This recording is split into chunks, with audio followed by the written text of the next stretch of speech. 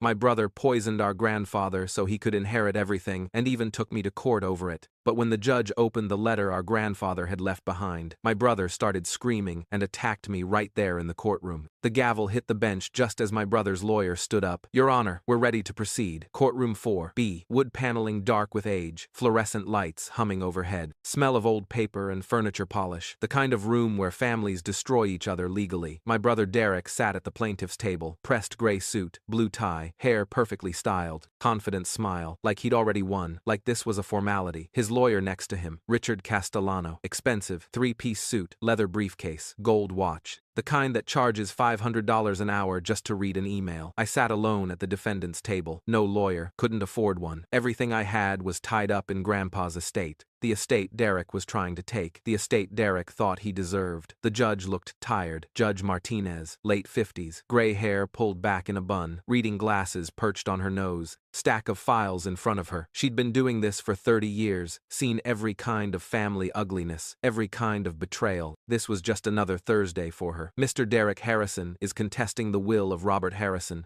deceased, she said, reading from her notes. Claims his younger brother manipulated their grandfather during his final days to change the will in his favor. Is that correct? Yes, Your Honor, Castellano said, standing. He straightened his tie, cleared his throat. The evidence is clear and compelling. My client's grandfather died suddenly on March 15th of this year. Within 48 hours, a new will mysteriously appeared, dated March 10th, 5 days before death, leaving everything the house valued at $800,000, the savings accounts, the investment portfolio totaling approximately $1.2 million entirely to the defendant, his younger grandson, James. He paused for effect. The previous will, dated 2019 and properly executed, split everything equally between both grandsons, 50-50, fair, reasonable, what any loving grandfather would do. The judge looked at me. Mr. James Harrison, you're representing yourself? Yes, Your Honor. Do you have a response to these allegations? I didn't change anything, I said quietly. Grandpa made his own choices, his own decisions. Nobody forced him. Convenient, Derek muttered, just loud enough for everyone to hear. Castellano continued. Your Honor, the defendant had access, unlimited access. He moved into the grandfather's house 6 months before the death, had daily contact, had influence, had motive, significant financial motive. The grandfather was 83 years old, in declining health, recently widowed, and extremely vulnerable to manipulation by someone he trusted. Grandpa wasn't dying, I said. He was fine, sharp, healthy, active. The judge raised her eyebrows. But he did die. Yes, but not slowly, not from decline. He died fast, too fast. Explain. 1 week he was gardening, working in his rose bushes, complaining about the weather, telling me about the tomatoes he wanted to plant. The next week he was dead. Heart failure, they said. Derek shifted in his seat, just slightly, a tiny movement, but I saw it. Castellano spoke quickly. The medical examiner ruled it natural causes, Your Honor. Heart failure due to age and pre-existing conditions. Mr. Harrison was 83 years old. He had a documented history of high blood pressure, high cholesterol. He was overweight. This is not unusual. Elderly people die. That's not suspicious. Did anyone request a full toxicology screen? I asked. Silence fell over the courtroom. The judge looked at Castellano. Well, was there toxicology? No, Your Honor. The family accepted the medical examiner's initial ruling. The cause of death was apparent and clear. There was no indication of foul play. No reason to conduct additional expensive testing. The family, I said. Derek accepted it. Derek arranged everything. The funeral, the cremation. Derek wanted it over fast. Very fast. Grandpa died on March 15th. He was cremated by March 18th. 3 days. Derek's face went red. That's not true. That's a complete distortion. You're insane. You're making things up because you know you manipulated him. Did I? I asked quietly. Yes. Grandpa died of old age, of natural causes. You're grasping at straws because you know this will contest is going to expose you for the manipulator you are. I didn't respond, just sat there, calm, hands folded on the table in front of me. Let him talk, let him feel confident. The judge sighed, looked at her watch. Additional evidence, Mr. Castellano. He pulled out a thick folder, documents, printed emails, highlighted sections. Your Honor, this documentation shows a clear and disturbing pattern of isolation. The defendant moved into the grandfather's house in September of last year. Starting immediately after that, other family members were discouraged from visiting. Phone calls went unreturned. Invitations were declined. My client attempted to visit his grandfather multiple times, documented here, and was repeatedly turned away. The grandfather became increasingly isolated from his family, with only the defendant having regular, unfettered access. I moved in because Grandpa asked me to, I said. He called me in August, said he was lonely. After Grandma died, he didn't want to be alone in that big house. All those memories, all that silence. He invited me, begged me, actually. I helped with groceries, with bills, with yard work. I kept him company. We watched baseball together, played cards. I read to him, and conveniently cut off everyone else, Castellano said. Derek visited twice that year, Christmas and Easter, that's it. 2 times, 20 minutes each time. Brought his wife, Miranda, and their kids. Left when the kids got bored. Grandpa timed it. He wrote it down every time someone visited. He kept a calendar. A detailed calendar. Derek's jaw clenched. His hands gripped the armrests of his chair. I have that calendar, I continued.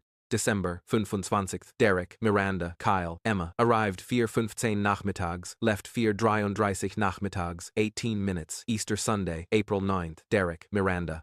Arrived 2:10 de l'après-midi, left 2:33 de l'après-midi, 23 minutes, left before dessert. Grandpa had made his famous apple pie. Derek said they had to get home. That's irrelevant, Castellano said. The frequency of visits has no bearing on. It's not irrelevant, the judge interrupted. It speaks to the nature of the relationship between the plaintiff and the deceased. It speaks to who actually cared for him in his final months. Continue, Mr. Harrison. Derek was staring at me now, his confidence cracking, anger showing through, fear underneath that. The judge shuffled papers. Anything else? Any additional evidence from either party? I reached into my jacket, slowly, pulled out an envelope. Small, yellow, old. The paper, slightly yellowed at the edges, sealed with tape. Brown packing tape. Grandpa's handwriting on the front in blue pen. To be opened by a judge if Derek contests my will. Derek went pale, actually pale, color draining from his face. Castellano hadn't seen this. I'd kept it back, hidden, waiting for exactly this moment. He stood immediately. Objection, Your Honor. This wasn't submitted in discovery. This is highly irregular. We had no notice of this evidence. It's evidence, the judge said firmly. She held out her hand. Approach the bench, Mr. Harrison. I stood, my legs steady, my hands calm, my heart rate normal. Walked to the bench, each step deliberate, measured. Handed the envelope to Judge Martinez. The courtroom went completely silent. You could hear everything. The ventilation system, humming, someone's phone vibrating in their pocket, a pen clicking nervously, someone breathing too loud. The judge opened the envelope carefully, broke the tape seal, pulled out a single piece of paper, lined paper, yellow, torn from a legal pad, handwritten in Grandpa's shaky script. The handwriting of an old man, careful, deliberate. She read it. Her expression changed. Eyebrows rising, eyes widening, lips pressing together, hard, cold. She read it again, more slowly this time, taking in every word. Then she looked up at Derek, her eyes hard. Mr. Derek Harrison, she said, her voice different now, harder, colder. Stand up. Derek stood slowly, confused. His lawyer whispered something urgent in his ear. Derek ignored him, couldn't take his eyes off the judge. Did you give your grandfather digitalis? The room erupted. Whispers, gasps. Someone in the back row said, "Oh my God." Derek's lawyer shot to his feet. Your Honor, I object strenuously to this line of questioning. This is completely outside the scope. Sit down, Mr. Castellano,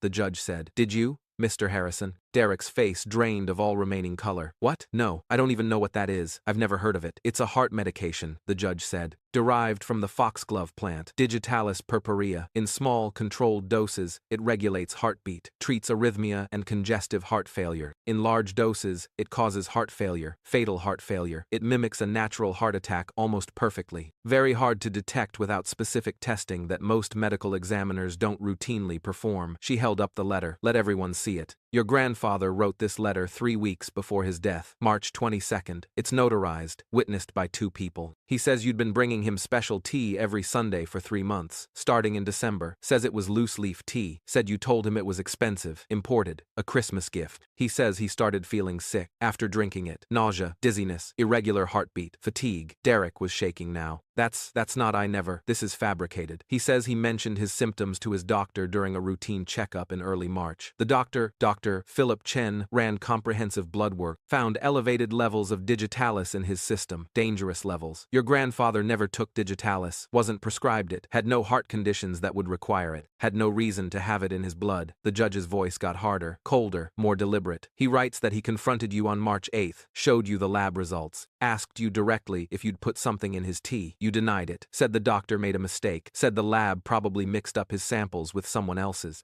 Said he probably got it from some herbal supplement he forgot he was taking, but he didn't take supplements. Never had. You know that. She paused. Let the silence build. Let the weight of the words sink in. He decided to stop drinking your tea immediately. Started feeling better within days. His energy returned. The nausea stopped. The dizziness went away. His heartbeat regulated. Another pause. Then he called his lawyer on March 9th. Harold Rosenberg. Made an appointment for the next day. March 10th. Made a new will. Left everything to his younger grandson, James, the one who took care of him, the one who didn't try to kill him. He wrote this letter the same day and had it notarized. He writes, and I quote, "If Derek is reading this, it's because I'm dead and he's trying to steal from his brother. Don't let him. He tried to murder me. He poisoned me slowly for months. He'll try to manipulate the court. He'll lie. He'll play the victim. He's a liar. Always has been. Since he was a child. James is a good boy. He takes care of me. He never asked for anything. Give him everything. Make Derek get nothing. He deserves nothing." The courtroom was completely silent. Nobody moved. Nobody breathed. Derek's lawyer was frantically whispering, papers shuffling. Derek wasn't listening, just staring at the judge, mouth hanging open. "He's lying," Derek suddenly shouted, his voice cracking. "That letter is fake. He forged it. James forged it. It's notarized," the judge said calmly. "Dated March 22nd. Signed by your grandfather, Robert Harrison. Witnessed and signed by Dr. Philip Chen and attorney Harold Rosenberg. Both men are officers of the court. Both men confirm they witnessed your grandfather write and sign this letter. Both men are prepared to testify under oath. I want it tested. I want handwriting analysis.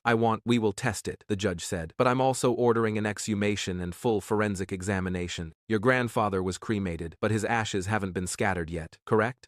Yes, they're in an urn at my mother's house. We can still run tests. Full toxicology panel. Check for digitalis. Check for other substances. Get a complete picture." Derek went silent, completely still, face white as paper, eyes wide with terror. "If what this letter says is true, Mr. Harrison, you attempted to murder your grandfather for his inheritance. That's attempted murder, a felony. When he died 3 weeks later, even if ruled natural causes, it becomes felony murder under the law. You created the conditions that led to his death. You weakened his heart. You made him vulnerable. When that heart finally gave out, you were responsible." She picked up her phone. "Bailiff, contact the district attorney's office immediately. Get homicide detectives here, now." Derek started backing up, away from his table, away from his lawyer. No, this is insane. This is completely insane. He set me up. James set me up. This is a setup. Sit down, Mr. Harrison. He's the criminal. He stole everything. He manipulated Grandpa. He isolated him. He forged that letter.